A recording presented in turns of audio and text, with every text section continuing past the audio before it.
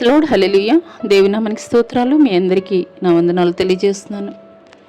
ఈ దినం కొరకు దేవుడు సిద్ధపరిచినటువంటి మాటలు. ప్రియ సహోదరి సహోదరుడా, నీ యొక్క ప్రార్థన కేవలం మందిరంలోనూ, గృహకూటాల్లోనూ, గొప్ప ప్రార్థనా సభల్లో మాత్రమే నువ్వు ప్రార్థించేటువంటి స్థితిలో నీవు ఉంటున్నావా? అక్కడ మాత్రమే దేవుని సన్నిధిని అనుభవించగలను అని మాత్రమే నీవు అనుకుంటున్నావా? అయితే ఈ మాటలు దేవుడు నీ కొరికే మాట్లాడుతున్నారు. పెంతెకోస్తు పండుగ దినము వచ్చినప్పుడు అందరూ ఒక చోట కూడి ఉండిరి. అప్పుడు వేగముగా వీచు బలమైన గాలి వంటి ఒక ధ్వని ఆకాశము నుండి అకస్మాత్తుగా వారు కూర్చుండి ఉన్న ఇల్లంతయు నిండెను. మరియు అగ్ని జ్వాలల వంటి నాలుకలు విభాగింపబడినట్లుగా వారికి కనబడి, వారిలో ఒక్కొక్కని మీద వ్రాలగా అందరూ పరిశుద్ధాత్మతో నిండిన వారై ఆ ఆత్మ వారికి వాక్శక్తి అనుగ్రహించిన కొలది అన్య భాషలతో మాట్లాడసాగిరి. హల్లెలూయా.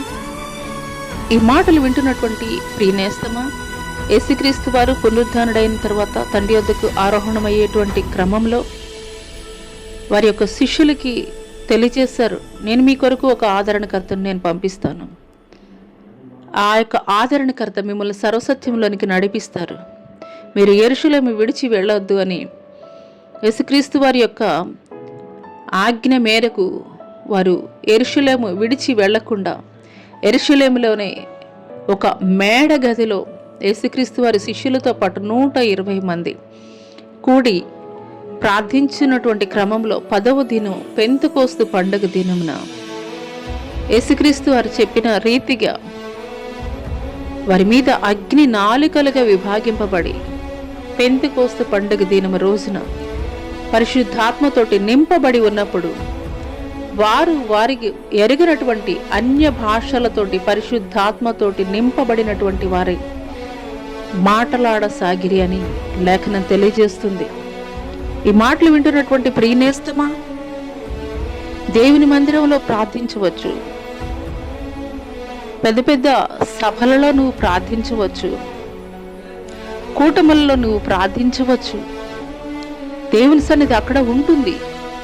కానీ నీ గృహంలో ప్రార్థన నువ్వు నిర్లక్ష్యం చేసేటువంటి స్థితిలో నువ్వు ఉంటున్నావా? నీ గృహంలో నీ కుటుంబ సభ్యులతోటి చేసేటువంటి ప్రార్థనని నువ్వు నిర్లక్ష్యం చేసేటువంటి స్థితిలో నీవు ఉంటున్నావా? ఎక్కడైతే 2-3 నామం పేరిట కూడి ఉంటారో వారి మధ్యలోనికి నేను దిగి వస్తానని తెలియజేసినటువంటి దేవుడు మరి నిశ్చయముగా అక్కడ వారు కూడి ఉన్నటువంటి స్థలము ఒక ప్రార్థనా మందిరము కాదు, లేదంటే గనక ఇంకా వేరే పరిశుద్ధమైనటువంటి దేవుని సన్నిధానము కాదు.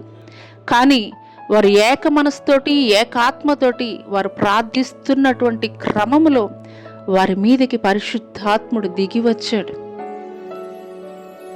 ఈ మాటలు దేవుడు నా కొరికే మాట్లాడుతున్నారని నువ్వు నిజముగా విశ్వసించగలిగినట్లయితే నీ కుటుంబంలో ప్రార్థన ఈ దినము నుండే నువ్వు ఆరంభించు. నువ్వు ఏక మనసుతోటి ఏకాత్మతోటి నువ్వెప్పుడైతే ఆయన ప్రార్థించడం ఆరంభిస్తావో, పరిశుద్ధాత్మ కొరకు నువ్వు ఎదురు చూస్తావో, ఆయన ఆత్మ కార్యాలు జరిగించడం ఆరంభిస్తారు. పరిశుద్ధాత్మతోటి నువ్వు నింపబడతావు. ఆయన జరిగించేటువంటి అద్భుతమైనటువంటి ఆశ్చర్యమైనటువంటి కార్యములు నీ కుటుంబంలో నువ్వు చూడగలుగుతావు. అయితే ఈ దినము నుండే నువ్వు ప్రారంభించు.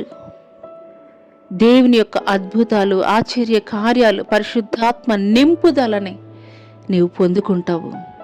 దేవుని యొక్క అద్భుత కార్యముల్ని నీ జీవితంలో ఎప్పటి నుండి పోస్ట్ పోన్ అవుతూ ఉన్నాయో, కానీ నువ్వు ఈ రీతిగా ప్రార్థించి చూడు. దేవుడు నీ కుటుంబంలో, నీ జీవితంలో అద్భుతాలు, ఆశ్చర్య కార్యాలు, పరిశుద్ధాత్మ దేవుడు జరిగించడం ఆరంభిస్తారు. అటి కృప దేవుడు నీకు దయచేయనుగాక. ఆమేన్.